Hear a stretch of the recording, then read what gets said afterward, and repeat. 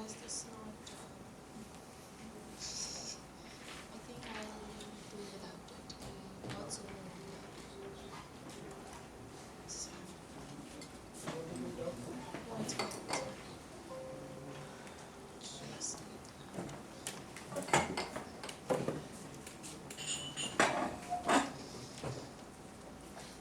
Hello Toastmasters and guests, can you hear me? Okay. So a few years ago, I had a burning desire in me. It was almost like a calling, a candle that wouldn't go out. It would keep me from going to sleep. It would come in the middle of mundane tasks. I knew that I had to create something. I knew that I had to make a contribution and that I would be making a contribution even if it was a drop in the ocean. But I didn't know what it was or when it was going to happen or if it was going to happen.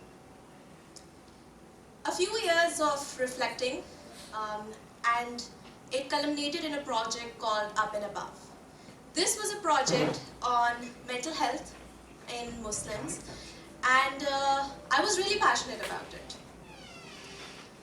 I was as passionate as the name sounds. Elated, I dreamt about it, until I realized that when you start something, you need people to run it. And I couldn't think of anybody better than my teammates who were really close friends, who were really passionate about this topic. And I said, you know what, this is a project I'm working on, let's all come together and let's work on this. But there was another thing that I didn't realize. To run something, you need a leader. And me being the person who was most passionate was considered the de facto leader. Another thing about me is that I don't know why, but whenever there's a group setting, maybe because I do most of the work, whenever there's a group setting, I'm always made the de facto leader. And this is what happened in this case. Now, we did really well. I guided the team towards a workshop that happened in the summers. It was a workshop called You Are Enough on self-esteem in girls and much more. It was very intimate, very impactful. We were on a high, and then the balloon deflated. And it's still deflated, and sometimes I put an air into it, and then it just, you know, like how a balloon deflates, and that's what's been happening. When I reflect back to why that happened, one of the reasons is it's a bad idea to mix friendship with business. The second reason is I wasn't really self-aware of what my leadership style was and how that was impacting the dynamics of our group. Now, before I go into what I discovered about my leadership style, just an introduction about what leadership styles are out there. So, there's the democratic style. I don't know how many of you have seen that type of leadership in your workplace. Can you raise, like with a raise of hands? So there are very few, but a few of you have seen that. People who encourage participation and feedback, and it's a type of leadership which is becoming more popular, which is actually giving more results than the autocratic style, which is imposing things on people. Then we have the bureaucratic style, which is we go by the rules, nothing else. We will listen to you as long as you follow the rules. And then other types of leadership. Another way to conceptualize it is according to the types of leaders that are out there. So we have a big proportion of people who call themselves experts. So IT professionals over here who will be very good at mastering their subject knowledge, but when it comes to being a team player, not so good.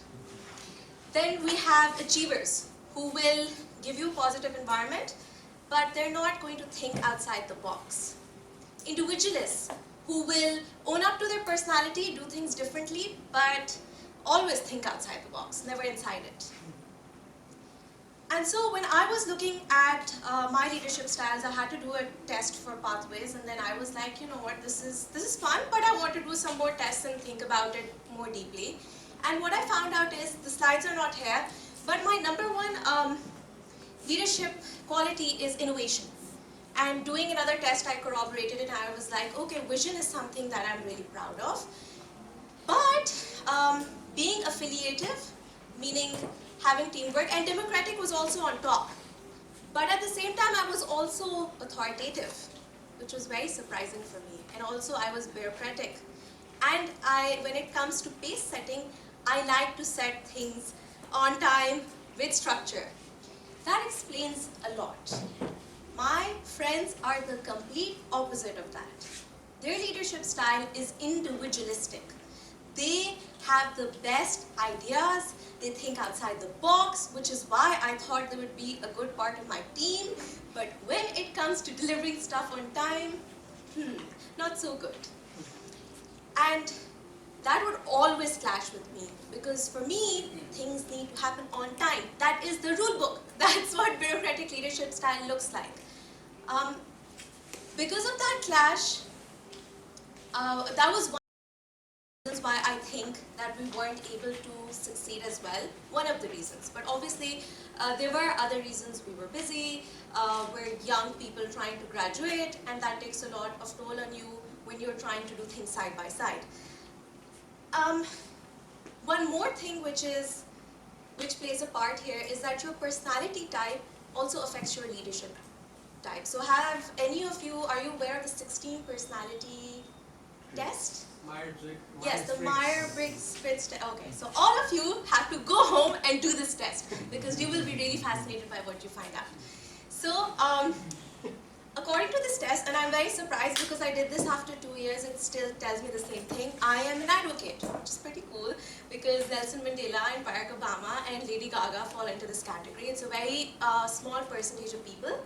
But they give you letters, and at the end of the letter there's a T, which means turbulent, which means I'm not very good at controlling my emotions.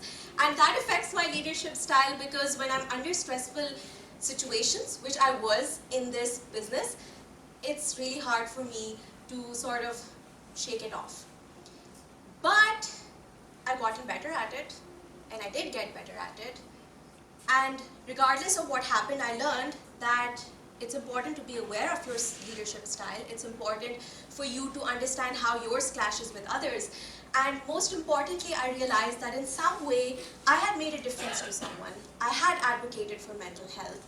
I had written stuff. I had encouraged people to write stuff about mental health.